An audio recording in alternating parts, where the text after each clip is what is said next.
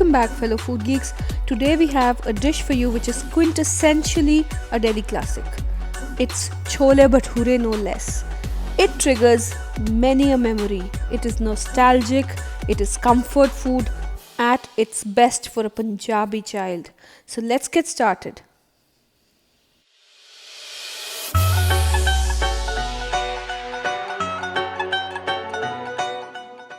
So you take 3 cups of chickpeas and soak them overnight. Wash them well and then soak them overnight at least for 12 hours. Now this is one of the steps you cannot miss. 12 hours.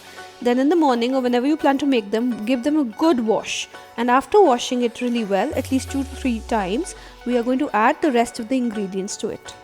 So the first thing I'm going to add to it is salt. So you add salt according to taste. You can adjust it later as well. After that, I am going to add anardana powder, which is nothing but pomegranate seeds dried up and powdered. I am going to add 2 tablespoons of this powder to this, and this powder is easily available in the US in Patel Brothers or other such Indian grocery stores, and in India it is available in every grocery store, so don't worry. Now I'm going to add a tea bag. Don't worry, I'll remove the label. I forgot to remove it right now. And now I'm going to add 1/4 of a teaspoon of baking soda. Any quality baking soda is fine.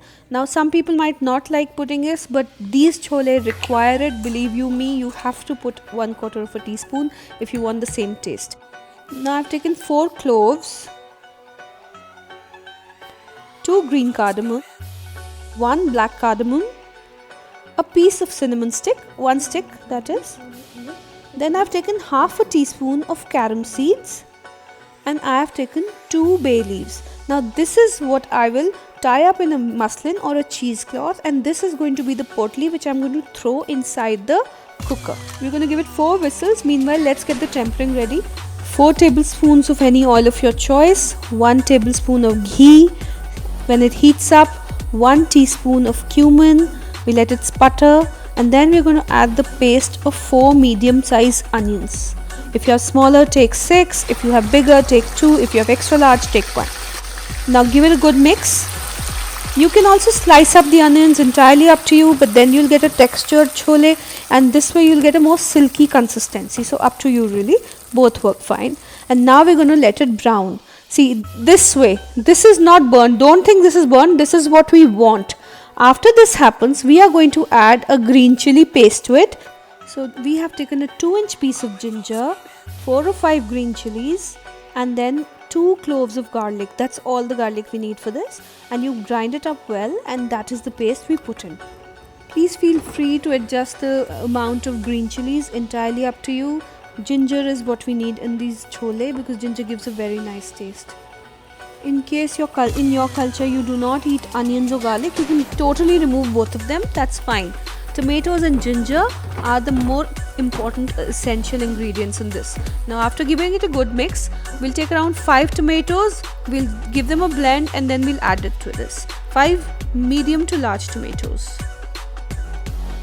Now we're going to add 2 tablespoons of chana masala. Any brand would do. We'll add 1 tablespoon of coriander powder or cilantro powder and 1 tablespoon of cumin powder, and then we'll give it a good mix. Now see, I added it twice because I'm using a teaspoon to add. So 1 tablespoon or 2 teaspoons, entirely up to you. Same measurement. So we'll just cover this and let me show you the chole now. They are really blackened. They should be, yes, they are blackened, and they're very soft to touch. So the first thing I'm going to do is remove the potli from it and the tea bag from it. It's very hot, so be careful. You can reuse the muslin again and keep it when you make chole next. Just discard all the spices inside.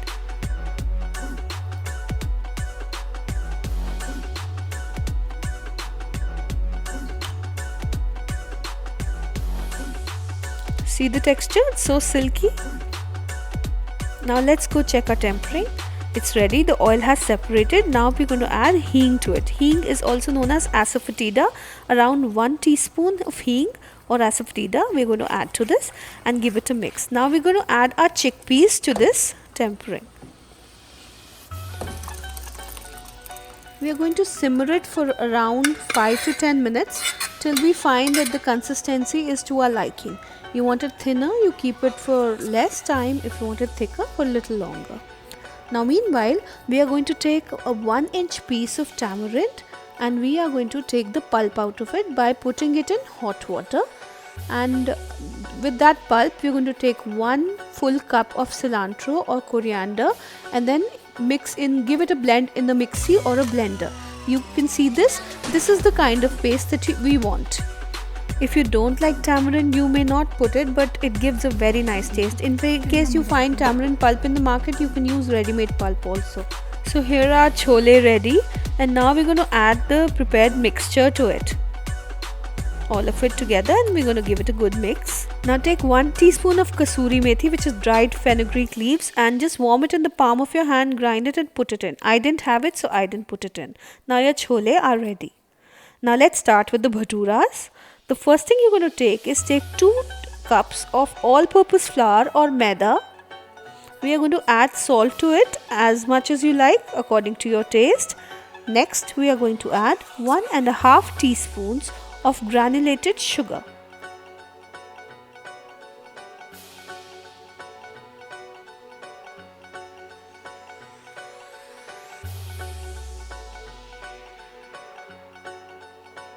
Now we'll add half teaspoon of baking soda,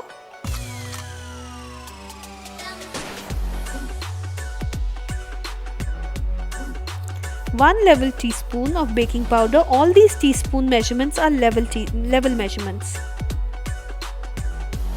We are going to add semolina to it, 2 tablespoons semolina. Fine or coarse, both are fine. Now give it a good mix.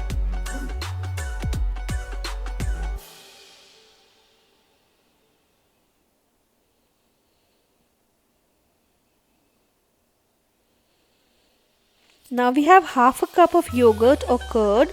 This is normal room temperature yogurt which I've used. And now we're going to knead the dough from it, and I will use approximately 1/4 cup of water for this. So I'll knead it for a total of 10 minutes. Now it's been 7 minutes. I'm going to add a little oil to my palm and then knead it for 3 more minutes.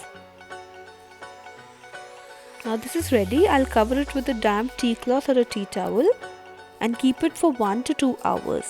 Ideally for 2 hours, but 1 is minimum. I'll just keep it aside. And now I'm showing you I used 1/4 cup of water for this. I've taken 1 cup though. I only used 1/4 cup. Now the dough is ready. It's pliable and soft. And now we're going to shape our bhaturas. So we'll take some dry flour also and take a little and we're going to give it a roll. Some dry flour in our hand. And we're going to roll it up nicely like so. Just press your palms tightly together and then give it a roll. So that's one way, and this is the second way. You can roll it like this also. So both ways are fine. You have to make your pedas or balls like this. Use one of the 2 ways that I've showed you. Now flour the surface and then roll it out.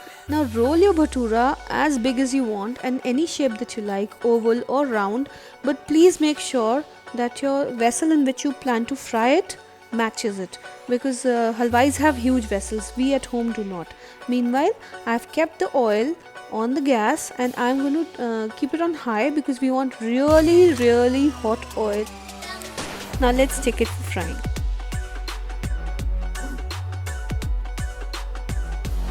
Just keep pressing on the bhatura and it will quickly puff up in 4 to 5 seconds. See?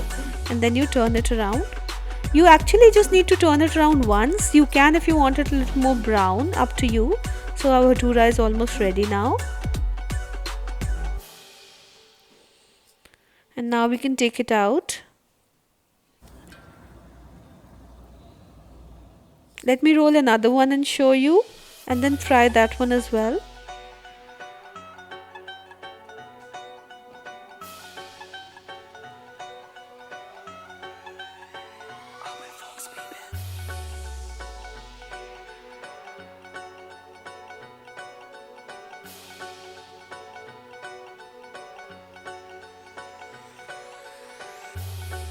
I'll show you the thickness of the bhatura that we have. Now let's take this for frying. Again, keep pressing on it. Even if it doesn't puff up immediately, it will. Don't worry. Turn it around and then make sure it's golden on both sides, and then you can take it out. Now your wonderful bhaturas are ready to serve with your chole. Now this plate with tangy onions covered in chutney and a tangy potato vegetable which is almost like pickled, really spicy potatoes, with the lovely luscious chole and hot piping bhature. Need I say more? I can't speak anymore. My mouth is watering and yours will too.